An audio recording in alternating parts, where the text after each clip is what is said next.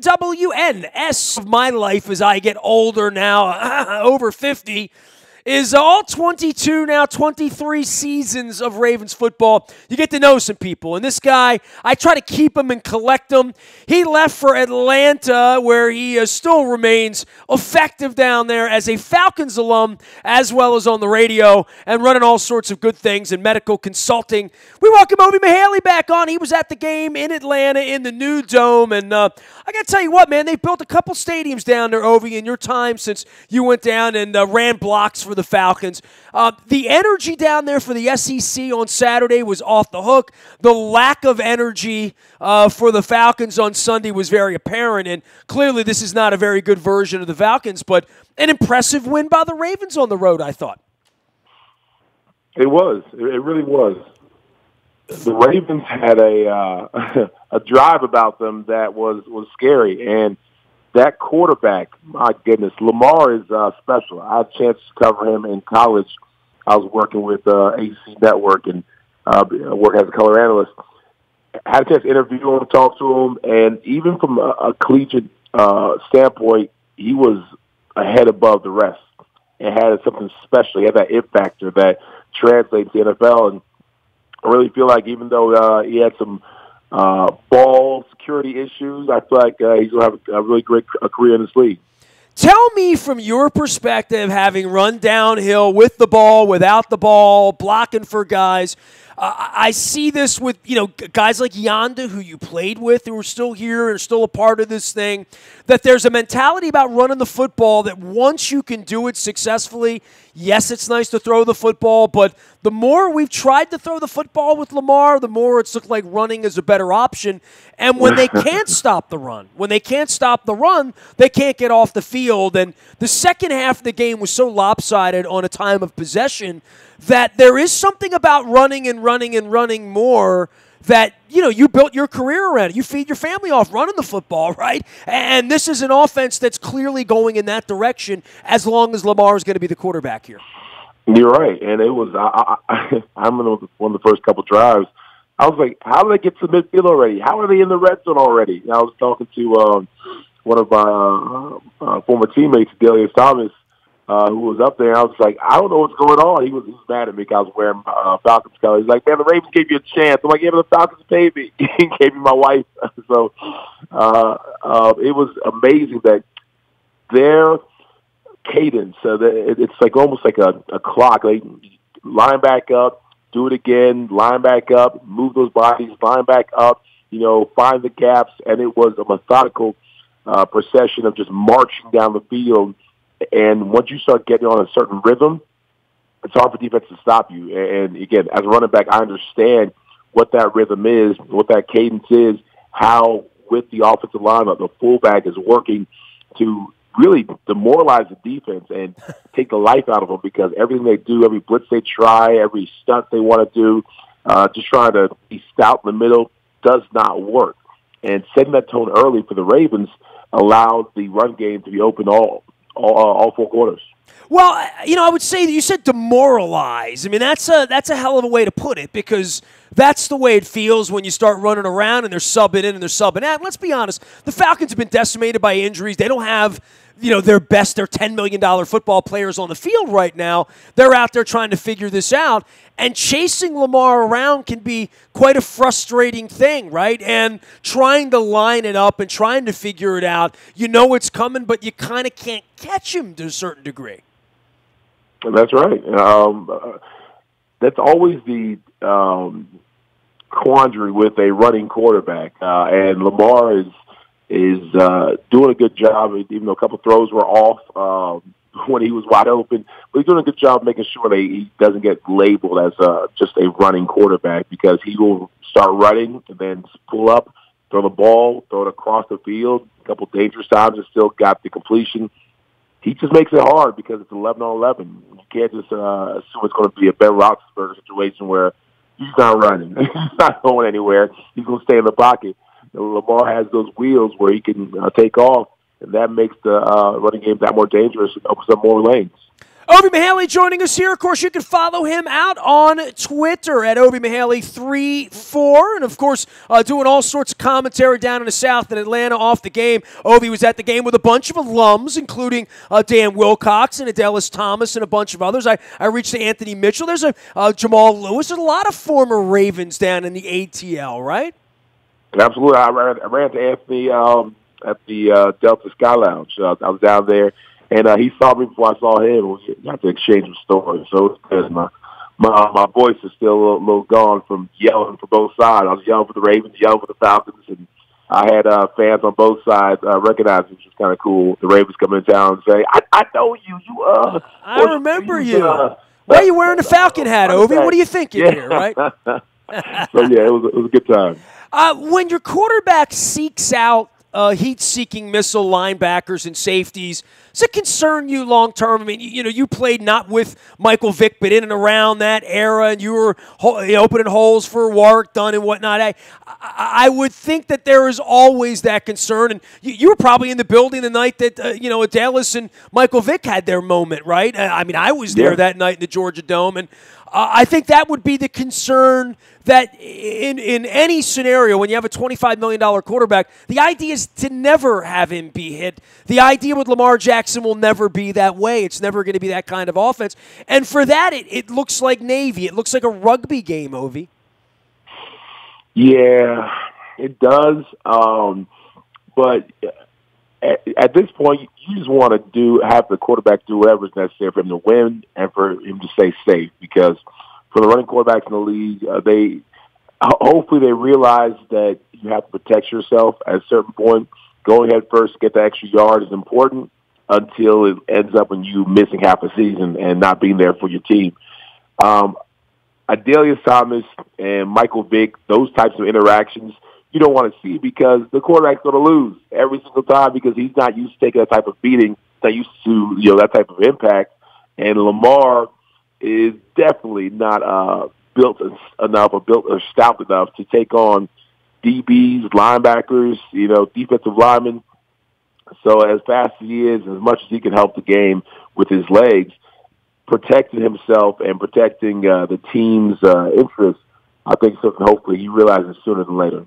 Ovie Mughelli joining us here from Atlanta, GA. All of our WNST coverage brought to you by our friends at Strategic Factory. The marketing, the printing, the promotional goods of all kinds, including my blue koozie here. Find them at strategicfactory.com. We're going to be talking to Keith a little bit more later on in the week. Our friends at Curio and the holistic wellness, the spa, the cannabis education. Find them online at Curio Wellness or find them out on York Road just south of Timonium Road. Stop in. Don't be intimidated and learn from Curio and Curio Wellness. Also, our friends at Patrick's in Essex. We had Matt Skur out there swabbing on behalf of the Bone Marrow Registry. Good to get Matt on the Bone Marrow Registry with us. We had some fun with him and a great conversation that you can still find in the buyatoyota.com audio vault all this week. The conversation still holds up about Duke and about Pittsburgh and Columbus and life in Charlotte and life as an undrafted free agent. Ovie Mughelli is our guest right now from Atlanta, GA, and talking defense here and 20 minutes of ball time for Matt Ryan and the Falcons offense. Julio Jones, 2 receptions, 18 yards.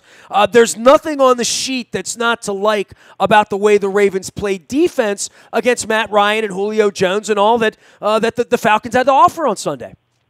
It was crazy because it reminded me of being in the Ravens locker room and having Ray Lewis, actually prowl around the locker room from one side to the other, and just talking about how the pride they took in defense and how every ball can be challenged and how the ball is there. It's not the offense, what's in the air. It belongs to them. All those things, I had a little flashbacks about I was watching those defenders play. It was almost like the old school, the crew I played with was in the locker room telling these young guys what's expected when you put on that purple and black. Because they were going after every ball. They're contesting every catch. And Julio Jones, who we were down on the field before the game, he gets bigger every year. And I don't know if he does his off-season workouts, but he gets stronger every year. He's got more veins popping out, and he's, like almost a linebacker, like a fit linebacker. I'm like, I don't know how any DB can even hang with this dude because he's a monster.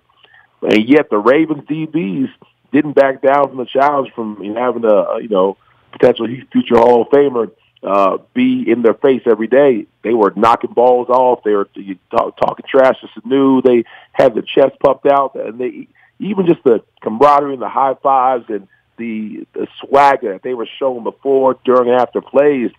It gets into an offense's mind like these guys ain't backing down. These guys aren't intimidated by the fact that I'm me, or we have these numbers. And Matt Ryan has put up some amazing numbers, but the Ravens DBs did not care, and it was impressive to watch. Impressive to watch some of these veteran guys. I mean, guys that you played with. Sam Cook throwing a tight spiral, Suggs in on action. And, I every week I point out when he misses a tackle by this much or misses a sack by this much, that won't even be on the Hall of Fame resume. They'll just have his tackles and sacks, not the times where he's been so disruptive, even when he's not making plays. And, look, Michael Pierce shot the gap. He has played stout. Brandon Williams, C.J. Mosley made big plays. And, obviously, to the corners in Marlon Humphrey, who looks like he stepped up his game to become the best player on this defense, the emerging player on this defense. And I thought Jimmy Smith also had a big game. Defense took the ball away, made a play, sacked the quarterback. I mean, there was a lot to recommend about the way this defense is playing. And Ovie, as you know, at Kansas City this week, we get Tampa here the week after that, then out to wherever San Diego plays these days. I hear it's Carson in the soccer rink. But we have two amazing challenges coming up for this defense on the road with the L.A. Chargers. But first up, the Kansas City Chiefs this week without Kareem Hunt. Yeah, the Chiefs and the Chargers are going to be two great games. If you love football, I think watching the Ravens slow down those two offenses is going to be fun. You mentioned Suggs. That's another guy who I was like, is he still playing at that level? How is it happening? Because me and Terrell came in the same year. Granted, I know that a fullback's lifespan in the NFL is a little bit shorter than a defensive end's lifespan in the NFL, but still, I thought I did well getting almost 10 years in the league, and I've been retired. Almost 10 years. yeah, exactly. I've been retired for a minute now. And he's still playing, so, hats off to him. I'll always love watching him succeed. I think that he's going to play a key role in the Chiefs and Rams games, because if you don't get their quarterbacks out the game, if you don't make them a little bit antsy and make sure that they're not comfortable when they're sitting in that pocket, it's going to be a long game. One thing that Suggs did, and he was, Jake Matthews got paid a lot of money, and Suggs was working him like he was a undrafted free agent. So I actually at a time I forgot. I was who's that tackle? Is there a new tackle in, because Suggs was getting around him. Suggs used all his old school moves. He's now an old man. He had that old man strength, and he was finding a way to get in the backfield, or like you said, be really close to getting a sack or making the running back change his direction and bounce it outside. All those types of things, the little things. There's always the details that ends up winning and losing games, and they're provided by players' second effort and third efforts.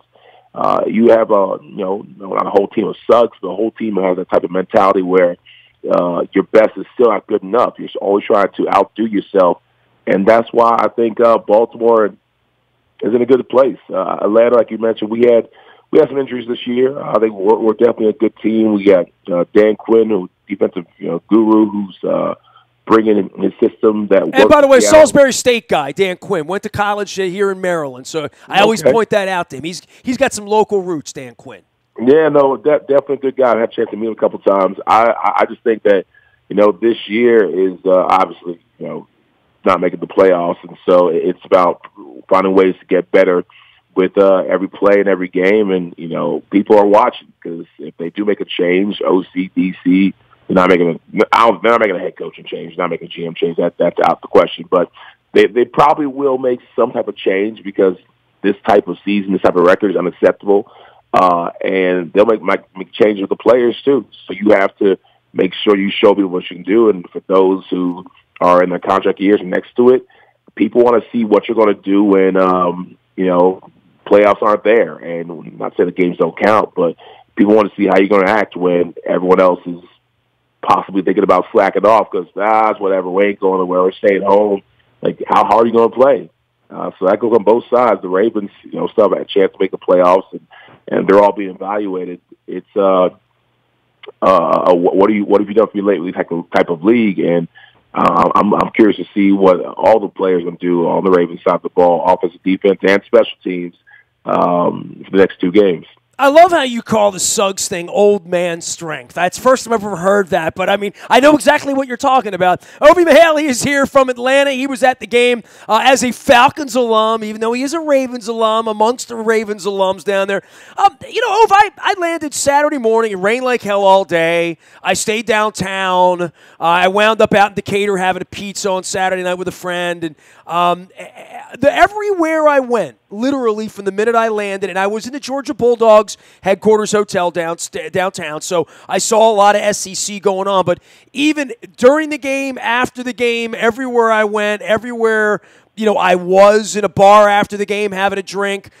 It was all about the SEC, all about Georgia, all about Alabama. The morning I got up Sunday, I walked 2 miles through downtown, dragged my bag. I was trying to figure out where all the Super Bowl stuff's going to be because I'm coming back down there to spend the week with you, so I hope you visit me on Radio Row. But I walked, I saw the Dominique statue out in front. I almost went to see Elton John Saturday night. All this buzz in the city, but everywhere I went, people were talking about Georgia and Alabama, and it's so embedded in the culture there, and it's so hard to explain to someone from my part of the world, from Essex or Dundalk or Towson or Middle River, who's been a Ravens fan and doesn't really sort of get the Terps or doesn't get Big Ten football or doesn't really get football on Saturdays so much as maybe their kids play or whatever. But in that part of the world, man, and flying into it, and seeing it up close, and I haven't been to the cocktail party down in Jacksonville. I've been to most of the SEC stadiums, but to fly into it and to be a part of it, it's really kind of overwhelming, and you wonder how the Falcons could ever catch on in an environment where they can only be number 2 to whatever your Auburn, Georgia, Clemson, whatever your thing is, right? You're right. You're absolutely right. It's something to where I even realized it when I got here in 2007, even when Michael Vick was here, and he was, he's a little more flashy than Matt Ryan, and just with the culture of Atlanta, he resonated with a lot of community here who wanted to feel like they were, had someone who looked like them playing the sport or leading the team.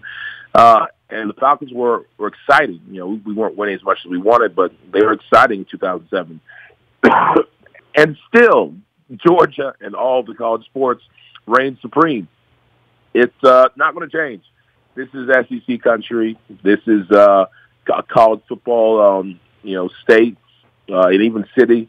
I know a bunch of UGA players who, when I walk into a room and they be a UGA star, and I won't say a Falcons star, but I was pretty well known with the Falcons, and they would get more love than me. They get, mobbed by fans and asking for autographs. Like, hey, I played too. Like, I used to roll with Musa Smith. Musa's still here in Georgia.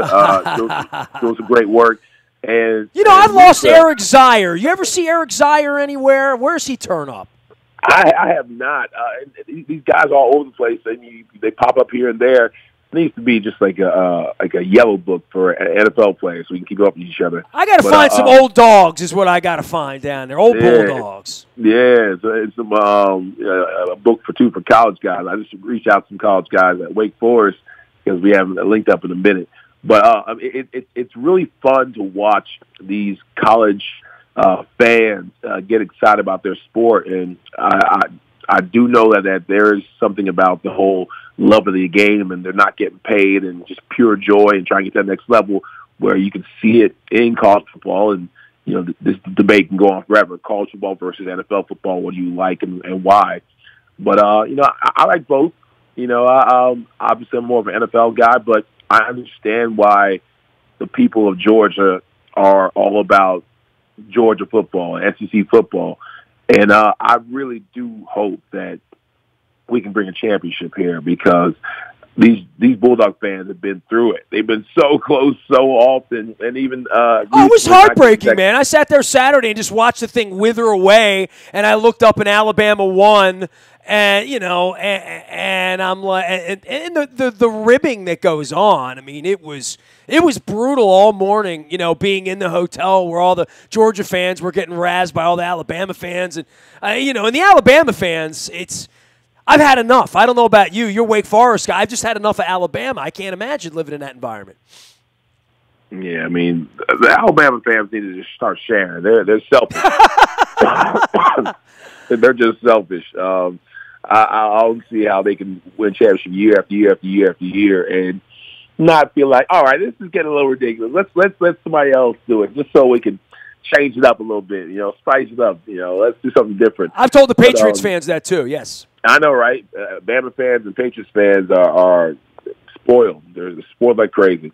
But I'm just looking forward to Georgia having some luck go their way so that, I could not let all these Georgia fans cry. So, well, at least we had Steelers fans crying on Sunday night. We could both agree on that. Ovie, always good to bump into. I'm sorry we didn't cross paths in Atlanta. I was in and out, but dude, there's no excuse. I'm going to be there 8.5 days, and maybe the Ravens will be there, maybe not. I don't know, but I'll be there. You'll be there. I hope we get together and visit down there to CNN Center as we spend Super Bowl. It's at 53 this time, right? 53 we're up to, right?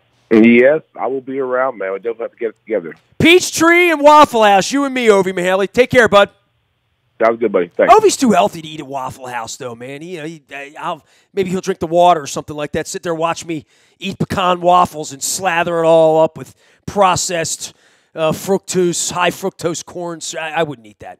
I'm all maple syrup. I'm all in. My wife's from New Hampshire. That's the way I roll.